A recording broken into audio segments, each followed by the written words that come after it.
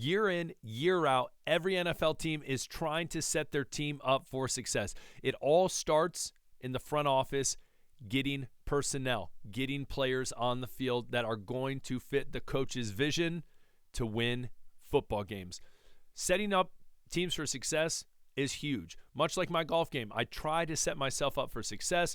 I pipe one down the fairway, I get to the ball, and then if I set myself up for failure, somehow, some way, I forget a wedge at my house, and I'm doomed to get it on the green. Regardless, I'm doomed to get it on the green, but that's beside the point and doesn't fit the narrative. So anyways, that being said, if the New England Patriots do this, they're setting themselves up for failure. Let's talk about it. My name is Aaron. This is Sports Talk Patriots on the daily, pushing out that content to people just like you who can't get enough Patriots football. So before we get started, do me a huge favor. Hit the subscribe button. I'd appreciate it. As well, hit the like button and comment below. So today what we're going to be talking about is the Patriots front office and how they need to go. As well, we jump into the draft a little bit towards the end. So let's jump right into it, ladies and gentlemen.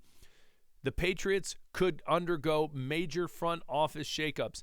Yes, it should not say could. It should say Patriots need to undergo major front office shakeups. Elliott Wolf needs to go.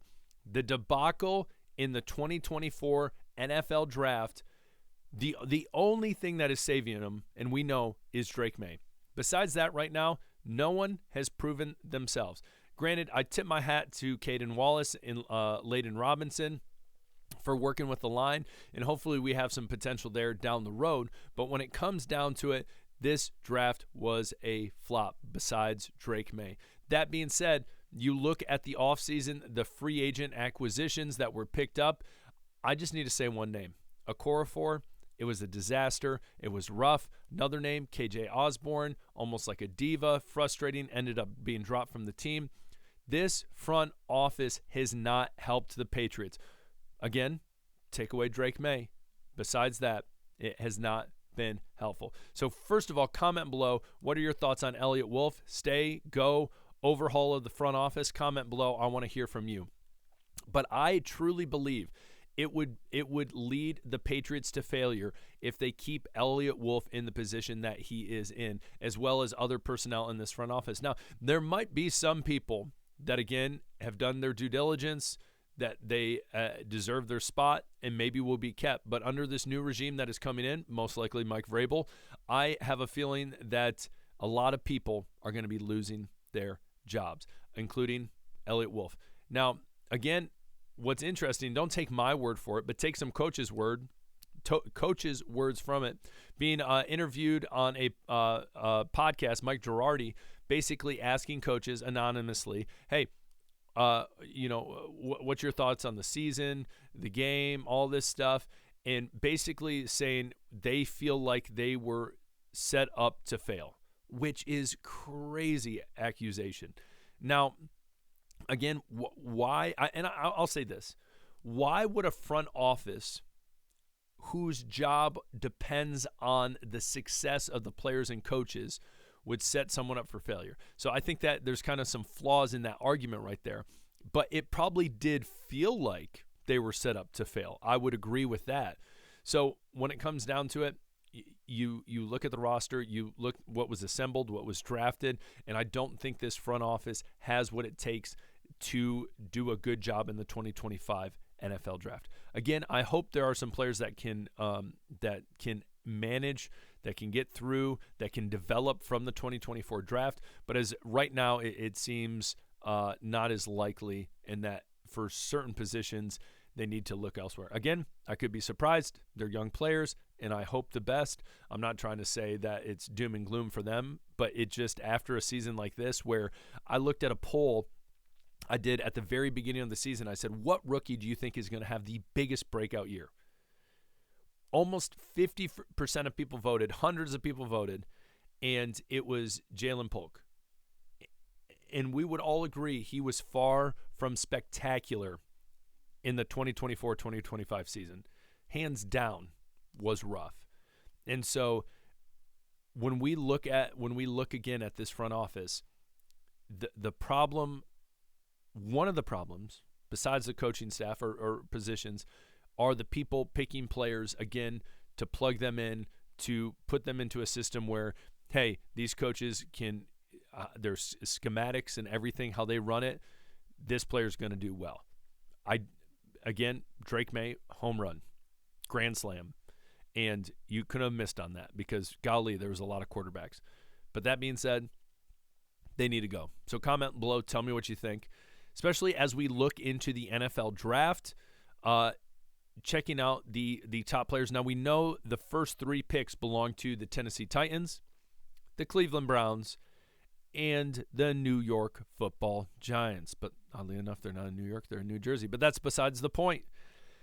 You look at those teams, all those teams need a quarterback. I'm assuming the Cleveland Browns are moving on from, I would make a joke, but I'm not going to make it, Deshaun Watson. And you probably know the joke I'd make. But anyways, that being said, I think the first pick at this point is locked in Cam Ward. Talking about general managers, you look at, and again, Elliott Wolf, when you look at him drafting Drake May, home run. And a lot of times GMs attach themselves to the quarterback they drafted because, again, that's the face of the franchise. That's what people see. That's what people know. And so when it comes down to it, I think the Tennessee Titans have a new GM coming in. And I think that they're going to say, we want to find the face of this franchise, and that will be Cam Ward. They will draft Cam Ward number 1. The Browns, I've seen some different selections, but I've seen some Shedeur Sanders, which, again, I've also seen a countering argument saying Shedeur Sanders shouldn't even be a first-round pick, maybe a late second-round pick, which is very interesting. Again, if you look at some of these players like J.J. McCarthy, who is with the Vikings right now, injured, saw him on the sideline the other day, hair looking very interesting, but you look at him, if he would have stayed his senior year, let's say he doesn't get hurt, he comes out, he is possibly the first overall pick to the Tennessee Titans. And then Cam Ward, probably the Browns, and the Giants would have to make a decision if they want Shedeur Sanders or not. But a lot of mocks that I've seen is by the time you get to the Giants take Travis Walker. And then for the Patriots, the big question is, okay, who is left? Abdul Carter, a lot of people love. McMillan, wide receiver out of Arizona, a lot of people love. Think could be a great generational wide receiver talent. You look at Pierce from Tennessee. A lot of things I see him dropping in the draft. He's someone that the Patriots could potentially sneak in and figure out some trades in the late first round and pick him up. That would be a steal if they got McMillan and Pierce. Mason Graham, he's probably going to be easily a top 10 pick. And then you look down, Calvin Banks we've talked about at offensive line, and Will Campbell for the CBS ranking is just outside of the top 10. So again, we're going to have a ton of speculation. And again, you've already seen on the CBS draft ratings chart, McMillan has gone up significantly. So I think the Titans, they know we need a cornerback. Browns, similar. Giants, I don't think they go wide receivers because they have Neighbors. So I think I see them getting possibly Travis Hunter. That's why in my poll the other day I didn't add Travis Hunter. I don't think he's going to be there at 4. He could be.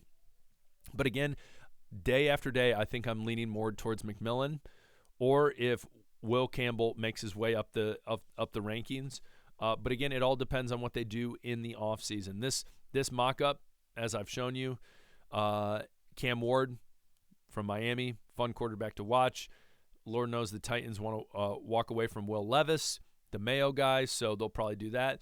Browns get Shedeur, Giants get Hunter, and then you have Calvin Banks at the 4 spot. Again, it's a spot they need to fill at offensive tackle, but the question is what's going to happen in the offseason, what they're going to do, what are the Patriots' grades for these prospects, these draft prospects going to be. So, again, you look at other teams when they've drafted, especially look at the Lions. When they took Jahmyr Gibbs as high as they did, they traded up to get him, and everyone was like, "Oh, that was a waste. That wasn't great." And now you watch him, and you're like, "No, that was worth it. That was worth it." Now, that's the thing, you're not going to know, and that's why I feel bad at times bashing on the 2024 draft class. because it sounds like at times I've just closing the book, I've given up on them. And maybe it's just my frustration boiling out. But when it comes down to it, I still have hope in them. I have hope in this draft.